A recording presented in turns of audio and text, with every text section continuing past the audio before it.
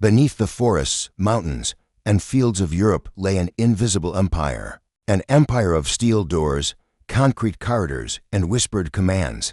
This was Hitler's shadow realm. His network of secret bunkers and fortresses, built to shield the Nazi high command from bombs, spies, and defeat. Thousands of workers and prisoners labored day and night to carve them. The deeper the Allies advanced, the deeper the bunkers were dug. Hitler's obsession with secrecy turned landscapes into labyrinths. Every base was a reflection of his paranoia and hunger for control. They weren't just shelters. They were temples of power and fear. Inside, decisions were made that shaped the fate of millions. But today, many lie silent, buried in moss and mystery. Their walls still echo with the ghosts of a dying Reich. Deep in the Masurian woods of East Prussia stood the Wolf's Lair, camouflaged by pines. This fortress became Hitler's eastern command post. Built in 1941 for Operation Barbarossa, it covered 6.5 square kilometers, surrounded by landmines and anti-aircraft guns. It was nearly impenetrable. Hitler spent over 800 days here, planning invasions and issuing orders. He trusted it so much. He brought his personal staff and secretaries. Inside its walls, history unfolded with icy precision and dread. The air was thick with fear. Few dared to challenge his moods. Even meals were controlled, guarded, and tested for poison.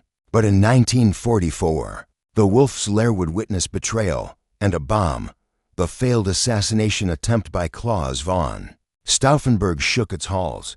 Yet, even that explosion couldn't destroy the myth of Hitler's lair. On July 20, 1944, a briefcase changed the course of history. Colonel Klaus von Stauffenberg entered a meeting inside the Wolf's Lair.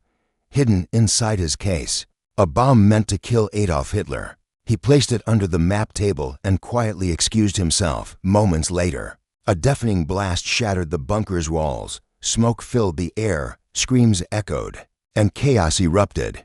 4 officers were killed, but Hitler survived with minor wounds. Wooden furniture and thick concrete had absorbed the impact. Hitler emerged dazed but alive, a symbol of twisted fate. He saw survival as divine proof of his destiny. Thousands were executed in retaliation across the Reich, and the Wolf's Lair grew darker, more paranoid than ever before. High above the Bavarian Alps stood Hitler's personal sanctuary, Berghof. His mountain residence near Berchtesgaden offered breathtaking views.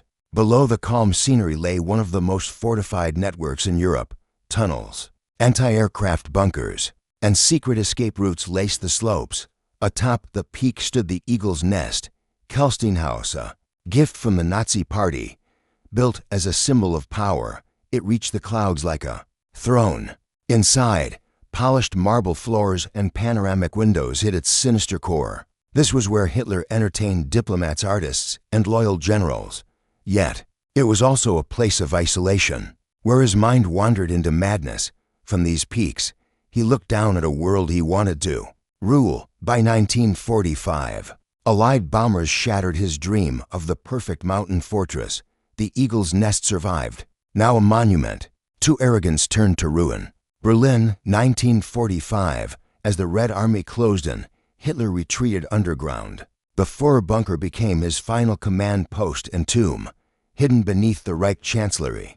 It was a concrete maze of despair. Walls to meters thick, sealed doors, recycled air, and flickering lights. Inside, the mood was grim, loyalty crumbling, supplies vanishing. Eva Braun danced in candlelight while artillery shook the ceiling. Maps on the wall still marked imaginary counterattacks. Hitler dictated his final testament, denying the inevitable collapse. His generals whispered of escape, but there was nowhere left to run. On April 30, 1945, he took his own life inside that bunker. Outside, Berlin burned. Above him, the empire turned to ash. The bunker was sealed, flooded, and erased. Yet history never forgets. Obersalzberg wasn't just a retreat. It was a hidden military base. Miles of tunnels connected the Berghof to ammunition depots and shelters. Armored doors, steel ladders, and power generators hid beneath stone. It was a model of Nazi engineering, precision buried under. Snow, secret passages linked Hitler's quarters to Göring's and Bormann's bunkers. Every corridor had escape hatches and emergency systems. Even the mountain air was filtered to survive chemical attacks. The deeper the Allies bombed, the deeper the Nazis burrowed. Today, tourists walk above, unaware of the catacombs below. Only faint echoes remain, boots, orders, and whispers of retreat. When the Allies arrived, they found maps burned and files missing. The mountain had swallowed its own secrets. As Allied bombers ravaged German cities, the Reich moved production underground. Factories were built inside mountains, caves, and tunnels across Europe. One of the largest was Mittelwerk, hidden within the Harz Mountains. Here, prisoners from Mittelbau-Dora toiled in darkness and filth. They built the V2 rockets that rained destruction on London. The air was thick with dust, death, and despair. Thousands died, more than were killed by the rockets themselves. For the SS, secrecy outweighed human life. These were no factories. They were tombs of forced labor. When Allied troops found them, they were horrified by what they saw. Skeletons, machinery, and blueprints lay side by side. The Nazi dream of invincibility had literally been buried underground. In Poland's Owl Mountains, a colossal mystery was carved into rock, known as Project Rees. It was meant to be Hitler's ultimate command complex. Construction began in 1943. A labyrinth of tunnels, halls, and chambers. Nobody knows its full size. Even today, much remains sealed. Thousands of concentration camp prisoners dug through granite by hand. Food was scarce, death was constant, and purpose was unclear. Was it for weapons, bunkers, or a final Nazi headquarters? No document survived to tell the truth. Allied intelligence found blueprints, but not the whole picture. Local legends claim hidden trains of gold and lost technology. Rees remains a haunting relic, a monument to ambition and madness, a place where mystery still outweighs memory. Along Europe's coastlines, the Nazis built gigantic submarine pens. Brest, Saint-Nazaire, and Lorient became fortresses of the sea. Walls up to 7 meters thick shielded the U-boats from bombers. Each pen was a self-contained world. Docks, fuel, workshops, barracks. German submariners lived and worked here under crushing secrecy.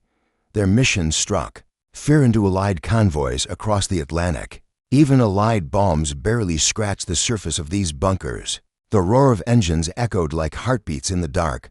By 1944, they became symbols of both strength and entrapment. When supplies ran out, they became prisons instead of fortresses. Many still stand today, too massive to destroy completely. Their cold walls remind the world of the empire that drowned itself. In 1945, Nazi propaganda spoke of a national redoubt, a mountain fortress where Hitler's forces would make a final stand. It was said to stretch across Austria and southern Germany. Allied intelligence feared a drawn-out guerrilla war in the Alps. But when the Americans arrived, they found mostly empty bunkers. The Alpine fortress was more fantasy than fact.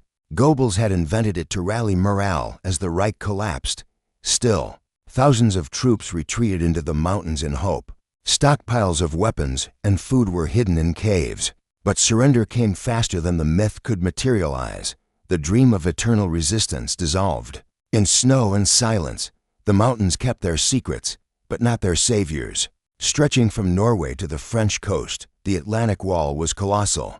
Thousands of bunkers, gun batteries, and observation posts faced the sea, built to repel an Allied invasion that Hitler knew was coming. Concrete fortresses rose like teeth along the shoreline. They were manned by soldiers who waited months for an enemy they couldn't see. On June 6, 1944, that wait ended. D-Day had begun. The Allied landings shattered the illusion of invincibility. Many bunkers were captured in hours. Others fought to the last shell. Inside, the walls bore bullet holes and desperate prayers. Even in defeat, their construction stunned the Allies. Some of those structures still stand today, half buried in sand, silent, weathered, but still defiant against the tides of time.